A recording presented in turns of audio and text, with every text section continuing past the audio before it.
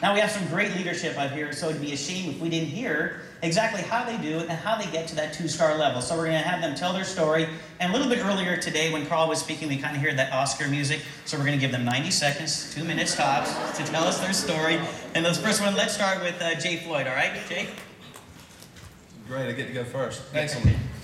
I was talking with my wife and I told her I didn't know exactly what to say. She said, just tell people what you tell other people. So I'm just like you. I was the kid who grew up, I grew up eating a lot. My mom cooked 3 meals a day.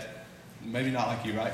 But she would take me into Sears and Roebuck and she'd say, where's your husky section? Because he's got such big thighs, we can't get in his clothes. And that carried with me through high school, started playing sports. Went to a military college and graduated, and then I became the average, typical dad.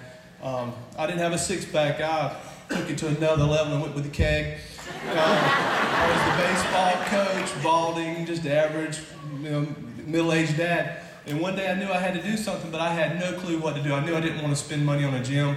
I knew I wouldn't use it anyway. And when I went in there, I knew I was going to be competing with guys like this who were standing in front of the mirror. And I didn't want to go embarrass myself. No way. I knew I would be wasting the money. But knew I wanted to do something. So one day sitting there, one weekend, I saw the P90X infomercial. And thought about it, and I didn't order it. And then the next Saturday, I was sitting there watching it, and I told my wife, I said, this is what I was talking about. And she looked at me and she said, you won't do it. So, where's my credit card? Literally.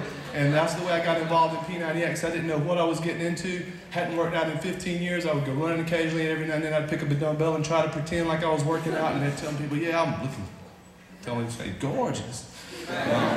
Didn't know how I really looked until I took my before picture, and then that was nasty.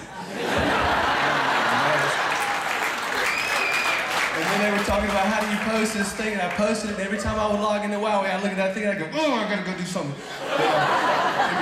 Stepping back, I hadn't worked out in 15 years, did chest and back, and halfway through that deal, I knew that I had messed up bad, real bad. Didn't know there was such a thing as P90. Somebody give me the whoop when I'm done, because I can talk forever about this deal.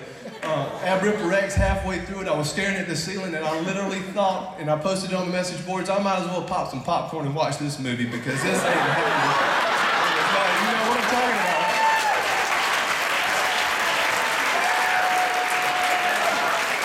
You go, baby. 2 or 3 months later, maybe it was into my second round of P90X, when I finally finished Mason Twist and got through all the moves, I literally stood up and woke up the house, man. It was great. It was awesome. So Melanie Bolin, awesome coach. She would email me, she would message me, and she'd say, what's going on, Rockstar? What's going on, Superstar? And she kept me moving. My wife said I grunted every night the first couple of weeks. When I turned over in my sleep, I was so sore. She kept me on track. It was absolutely awesome. I've already exceeded my time, right? Can't do it in 90 seconds. But anyway, I told her I wanted to be a coach, and I wanted to be a coach.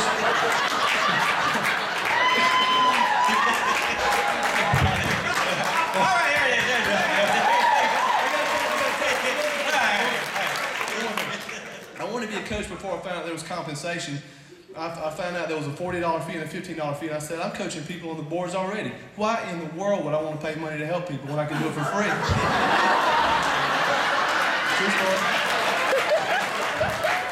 She said, you get compensated, and I said, you can make money?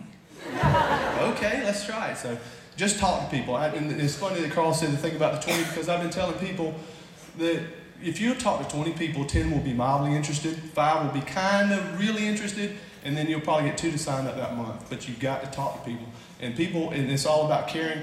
Doug, you hit on it perfectly today. People want to know that you care, and until they know that you care, they don't care how much you know. They want to know how much you care. So just hang in there with people.